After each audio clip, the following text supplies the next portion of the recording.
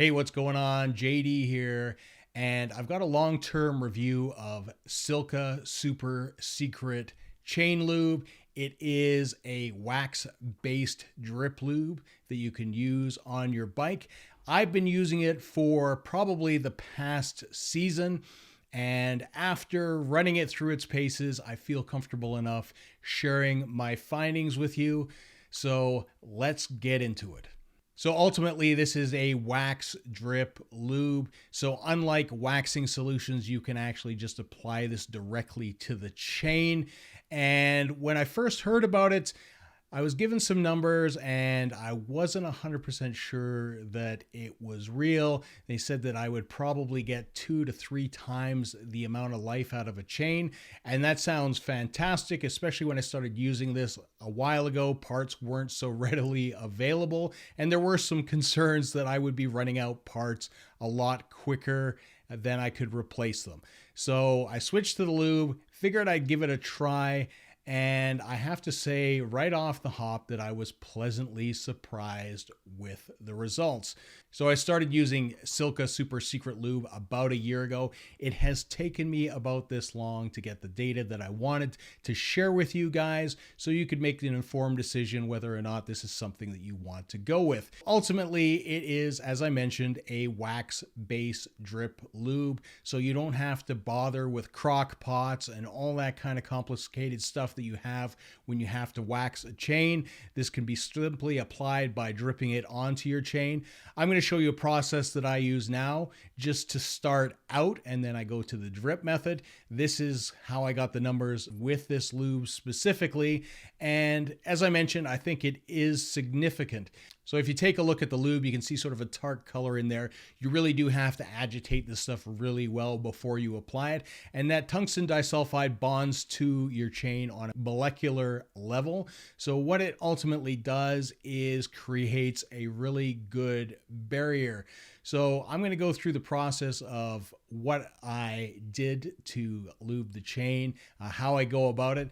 But to save you the time going through that, just to leave you with the numbers, I will start right there. So I used this lube on my gravel bike. I figured that was the best bike to try this out on, mainly because it rides such a wide variety of surfaces. Now, my first chain on the bike got about 5,397, and that was just using the chain lube that I had used for quite a while.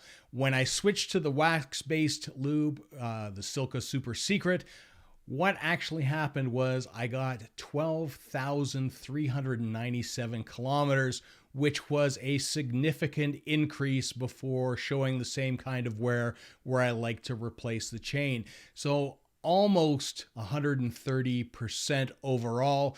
So that is a significant amount of kilometers more.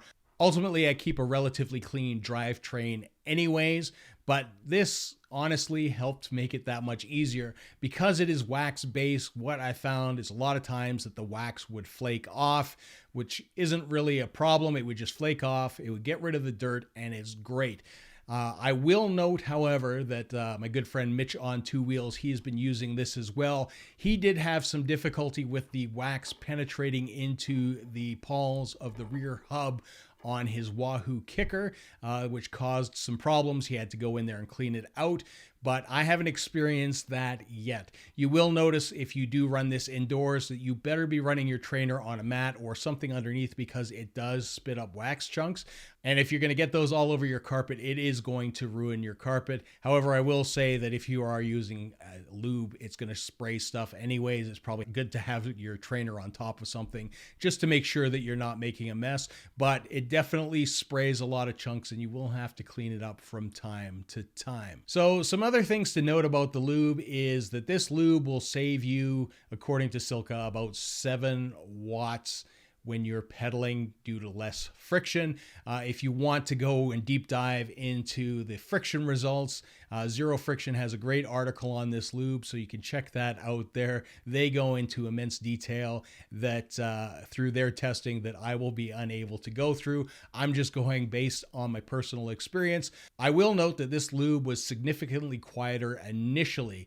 So when I first applied the lube, you could tell that the drivetrain was virtually silent. It was really, really quiet compared to other lubes that I had used. However, I will note is when you hit about the 150 kilometer mark, that's when you started hearing the drivetrain noise increase a little bit. Nothing out of the ordinary. It's just noticeable when you're not hearing anything for that amount of time. And a quick top up always dealt with that issue. I will note that, again, my friend Mitch on Two Wheels did note that on his SRAM components, I'm running Shimano, that it was a bit louder for him. I'm not sure if that is just the group set itself or something in combination. But ultimately, for me, I did find that the wax-based solution was significantly quieter. So what you're going to find is initially that the price is a bit more expensive than your regular lube. However, you do have to factor in that you're not wearing out parts as quickly. So if you are running high-end components, this is going to save you a great deal of money overall. Like I said, there's about 131% increase is what I found in how long the parts last, and that is significant. So over the course of chain rings and cassettes and chains, you are going to save yourself a good chunk of money by utilizing this system. Now, as far as application and time, the initial application takes a little bit longer. Why? Because you have to strip your chain. And as I mentioned, we're going to go into that in a little more detail. But as far as everything goes, you will find your cleanup time is a lot quicker. So it's a lot easier to clean the bike. And then it's just simply maintenance going forward. Now, you can do it much like dipped wax solutions. You can take your chain off and repeat the dip process and do that over and over again. You don't even have to do that to start off. This method is just what I find penetrates best. So we're going to go into that now. So as I mentioned, you want to start with a brand new chain. What I'm going to do here is I'm going to use an ultrasonic. You don't have to do that. You can just scrub it on the bike. You don't even have to take the chain off if you don't have a brand new chain. However, it's best to start from scratch and you will find it works significantly better. All you're going to do is degrease the chain. So for me, I want a deep degreasing. So ultimately what I did here was I utilized mineral spirits and acetone. And of course I used the ultrasonic. Again, you don't have to do that. You can use the jar method where you just place it in a jar and agitate it for a few minutes until the mineral spirits are clean. But in my case, I'm going to use the ultrasonic. So all we did was put the chain in there, made sure the chain was covered up with mineral spirits, ran it for a couple minutes, cleaned it off, refilled the mineral spirits, and did that until it looked pretty clean. Always make sure to recycle your mineral spirits. Just keep them in a jar. You can use them for other things. You don't have to dispose of them. So after that, what I used was acetone bath to get rid of any residue left by the mineral spirits. I like acetone because it's a lot more environmentally friendly. So again, all you're going to do is you're going to fill up your jar, or in my case, the ultrasonic cleaner, clean it off, and then make sure that it is 100% clean, that there is no residue in there, that it doesn't change color at all. If there is, you can repeat the first couple steps again. From there, all we're going to do is we're going to take the chain, we're going to throw it into the container and agitate that for a couple minutes to make sure that you get some good penetration in there. And then we're going to remove the chain and hang it up to dry. Now, one of the key things with this lube is you do have to think about it ahead of time. You can't just apply it like a regular lube and go out for a ride.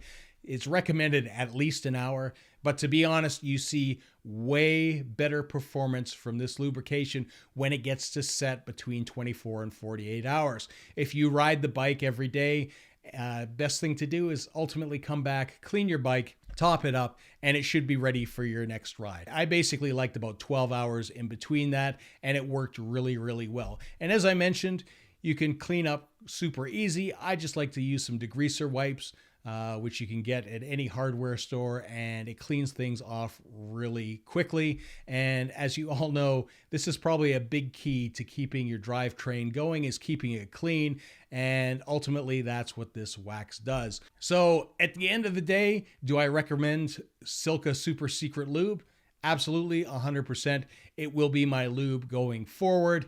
I may wax some chains otherwise, but I will also use this just to top them up. It is a great system and it has worked really, really well. I changed my chain at about halfway between 0.25 and 0.5. 0.5 is worn out for an 11 speed, which I am running on the Cervelo Esfero. You could run it right to 0.5 and it would probably be significantly more. You would probably get, is my guess, up to 20,000 kilometers. I do like to change it a little bit early because I don't want to wear out my parts. The closer you run to the worn out section, the more damage you can do to your chain rings and your cassette, but ultimately that is up to you. So if you found this video helpful at all, please remember to like, comment, subscribe, hit that bell button so you get notifications, and until next time, see you.